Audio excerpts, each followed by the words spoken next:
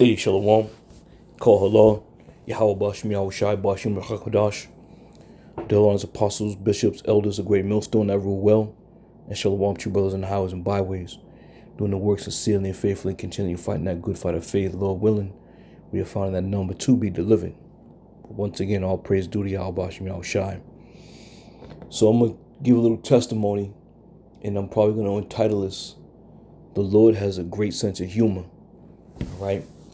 So, past month or so, Elder Moss, his truck has been acting up, and come to find out at the end of the day, it's the transmission that's pretty much on its way out.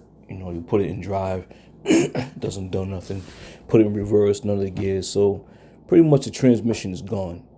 All right, and we've been working trying to source out a reasonably priced transmission so I can put it in there, you know, and they're big jobs, man. So, you know, I do the work on the cars, but, you know, this job in particular, if you were to bring it to a shop or something, they're probably going to charge you, you know, $4,000 for the transmission and another, you know, $3 or $4,000 to install this thing. So they're big jobs, man. But all that being said, you know, was trying to source out a decent transmission, reasonably priced, with some decent miles on it, and try to get it up back in the truck, get the elder back on the road.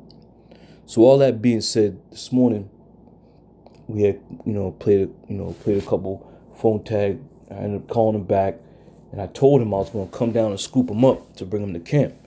You know, he lives about, you know, 35 minutes away from where I live, so I had no problem with that. You know, he's grateful. So I told him I was going to get on the road at a certain time. So by the time I, you know, put some air in the tires, got gas in the truck, I hit the road. And as I'm driving, merging onto the highway, you pick up that speed and, you know, settle in once you get to your position, you know, on the road where you want to be. And I just said to myself, I was like, yeah, this thing's been riding pretty good lately. So, you know, I was probably pretty happy about that. And no more than about 30 seconds, I'm driving and I'm hitting the gas, and I see the tachometer needle just going up. Every time I hit the gas, the needle just go way up to 3,000, 4,000 RPMs. I was like, oh shit. So I pulled the truck over off to the side, and sure as shit, my transmission went. And I had to laugh. I was like, the Lord don't play no games, man. You know, the Lord does not play. Now, again, you know, I took it in stride. It is what it is. So I called the elder up. I said, hey, elder, you ain't gonna believe what just happened.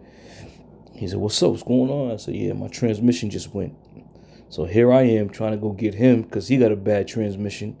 And on my way down to get the brother, the Lord put the jinx on my transmission, you know, which is fine. As the scripture says, you know, whatever come upon thee, take cheerfully. All right.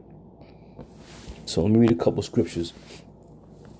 This is Job 2:10. It says, but he said unto her, thou speakest as one of the foolish women speaketh. What? Shall we receive good at the hand of the Most High? And shall we not receive evil? And all this did not Job sin with his lips. Right? So the point being, you know, the Lord's going to give you, you know, He's going to give you a little reprieve on some things, but at the same time, He's still going to come down on the flip side and hit you with some tribulation, man. But that's just the Lord being perfect in His balance. You know, and this is what the churches think, that the churches out here, you know, got people believing once you know, come into the church and that's it, all your worries are gone, which is far from the case, man. And Job just mentioned it. Shall we receive good at the hand of the Lord, and shall we not receive evil? So the Lord is a just weight, man. It's a just balance, and we're going to get that as well. All right? And this is the problem with a lot of you people out here, man. You have removed the Lord Yahawashi out of your mind. All right? And when you do that, that's when men tend to just do as they please for themselves. Put themselves in the top position. Make themselves seem like they're the ones who are going to reunite you to the Heavenly Father. All right. Proverbs 11:1, it says, a false balance is an abomination to the Lord, but a just weight is his delight. You see that? So just know that when you come into this thing, man, the Lord's going to give you a light day, an easier day. And then the next day he could probably jack you up, put some hell on you. But we take these things in stride because we understand and know that being in the positions that we hold, these are the things that are going to happen. All right. And then when brethren get together and commune with one another and speak about these things, sometimes you gotta put a smile on your face because it's the hand of the Lord touching his servants, man. And that just lets us know that the Lord is still dealing with us. All right. If you profess yourself to be a prophet of the Lord, and everything from this point, when you came in, everything has been hunky-dory. Everything's been fine. No issues. Your life is turned around. I did a 360-degree turnaround. Everything's working out. Then you in the wrong place, man. You got to rethink this thing and ask yourself, wait a minute, I know the Lord's a just weight, but why isn't he, putting any hell on me? All right. Every prophet in the ancient times caught hell, man. Yahawashi caught hell. And we in this day are going to catch hell. Even though we're out there pushing the word, we're being diligent, we're being faithful. All right. We're giving diligence. We're teaching. We're speaking. We're prophesying. But the Lord still has us in a position where he's going to keep us mindful about who we are and what we're doing here. And you can see on some men's faces who have removed or eliminated Yahawashi from their life. They walk around fearless, man. And when you walk around fearless, you tend to get this certain type of bravado about yourself. AKA pride, if you will. And when that happens, now you've left yourself open. But we of the hopeful elect, man, we hope and pray that the Lord, continually has mercy on us.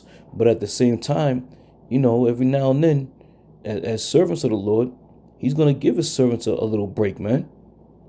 He may take a little bit of the weight off our shoulders for a minute. But that minute can be short-lived because it's the Lord's program. Hebrews 12:6, it says, For whom the Lord loveth, he chasteneth, and he scourges every son whom he receiveth. You see that? So the Lord's going to chasten you, man. It doesn't matter, what your status is or what position you hold. If you are one of his, he's going to chasten you. All right.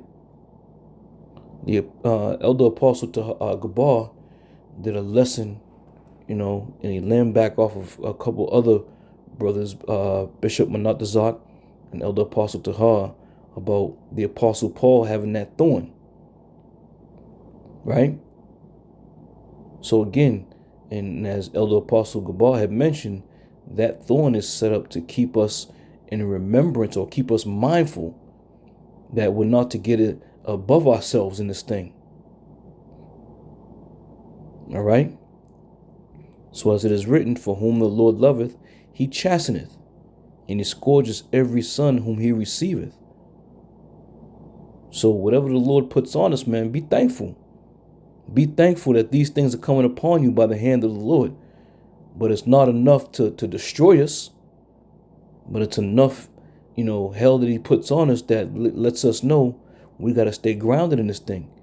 All right. We got to continually pray to Yahawashi for that relief, to seek any type of relief.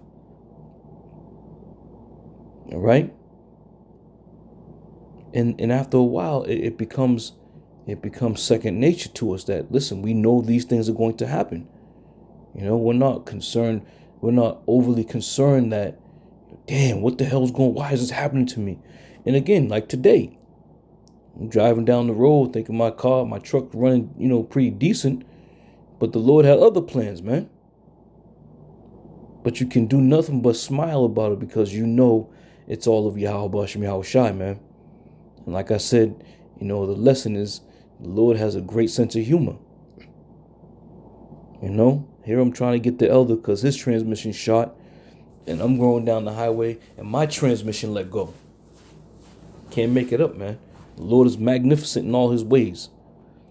All right, Lord willing, he'll give us the ability to find a couple transmissions at a reasonable cost that we can afford it, get them put in, and get the cars back on the road. All right. But for you men who are out there and who are, just putting yourselves in that chief seat, if you will, the Lord's going to bring you down to the ground, man. The Lord's going to humble you real good.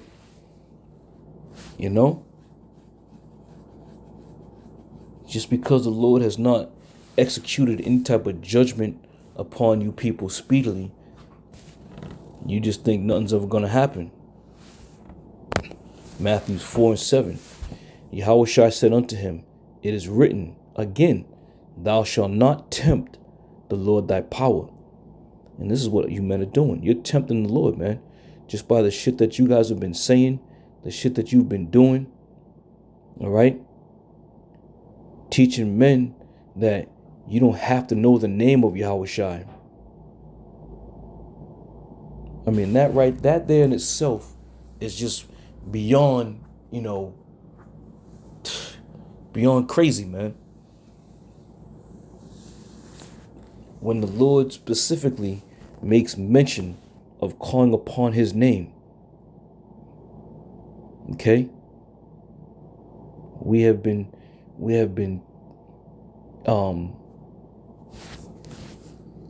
put on this planet, and the teachings that we had received throughout our lifetime, now the Lord has finally brought us back into remembrance who we are.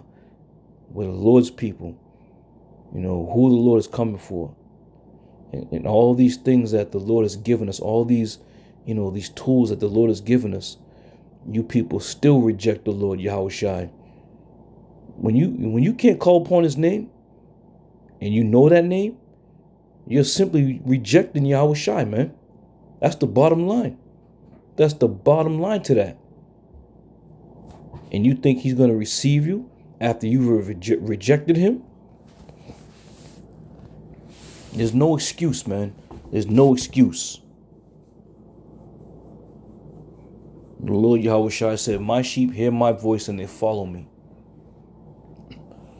We ain't getting taken away and swept away with some title that have been in this earth for years. You know how long the name Yahawashi has been silent? For a very, very long time, man. And now that we're pushing it more than ever, as we have been commanded to do,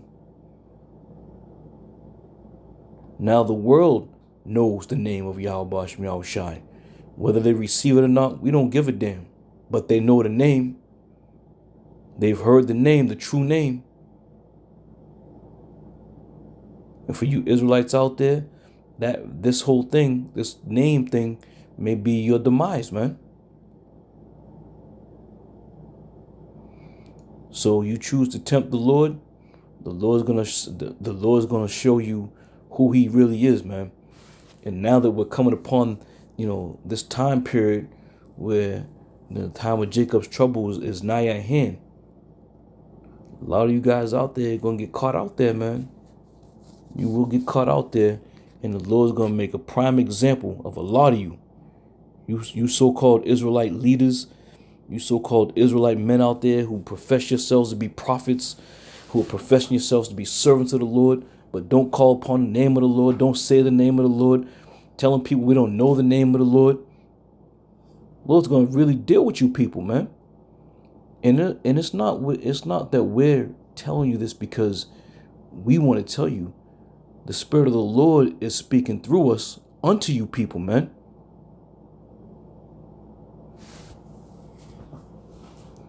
But again, as it is written in Proverbs, you have set at naught all the Lord's counsel. So these things are bound to happen, man. These things are bound to happen. All right? And now they're going to play out on the Lord's time, man. We've been out here on the highways and byways teaching the very same thing since we were brought into this truth of ours, this thing of ours. All right? So now that this thing is slowly coming to a close, Yahawashi is going to start, doing the damn thing, man.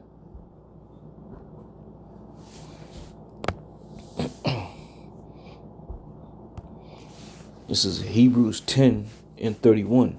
It says, "It's a fearful thing to fall into the hands of the living power." Why is this being spoken? And what would make somebody fall into the hands of the Lord? If somebody's doing something they ain't supposed to be doing, if somebody's going off, if somebody's being deceitful, and I'm talking within the house of Israel. All right? These are the things that are gonna render you to fall into the hands of the living power, man. And because it's wickedness that you're doing, the Lord's not going to take it easy on you. Right? So go right ahead, man. Go right ahead and tempt the Lord. Go ahead and tempt the Lord. Because again, just because you have not received any type of judgment, you think that you're safe. You think that there's nothing coming to you. And all in all, you think the Lord is with you. All right? He's going to make it known, man. And I'm going to end it with this here, Malachi 1:14. It says, "But cursed be the deceiver, which have in his flock a male, and woveneth and sacrificeth unto the Lord a corrupt thing. For I am a great king, saith the Lord of hosts, and my name is dreadful among the heathen." And that was a point I wanted to bring out. The Lord is clearly telling us that his name is dreadful among the heathen. All right? So seeing that you men decide you're going to omit the name of Yahawashi and tell people we don't have his name, the Lord's going to treat you like a heathen, man. He's going to treat you like a heathen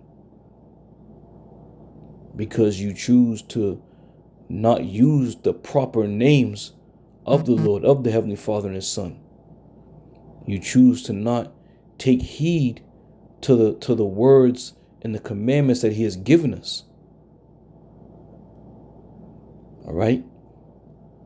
When the Lord specifically says, call upon him, when the Lord specifically says, make mention of his name, what do you think he's asking, man? What do you think he's asking? As he said, no man cometh unto the Father but through him. You ain't going to the Father if you don't know Yahawashi's name, man. You ain't getting there. All right? And I'm going to end it with this saying what I'm about to say. Here as men, we demand, and I'm not saying we here are great millstone, but men, they demand that, certain things be spoken when it comes to a man's title in this kingdom, when it comes to a man's status in this kingdom, when it comes to a man wanting to be boasted up or boosted up. All right? Men want their name to be known. Men want to be seen. All right? You desire to have all these things. You desire to have all these people, bow down or look up or make mention or look at you with some, women batting their eyes. You want all these things. But in turn, the man who gave his life for you isn't worthy enough to have his name mentioned. And this is why the Lord got to take care of 2/3 of our people, man.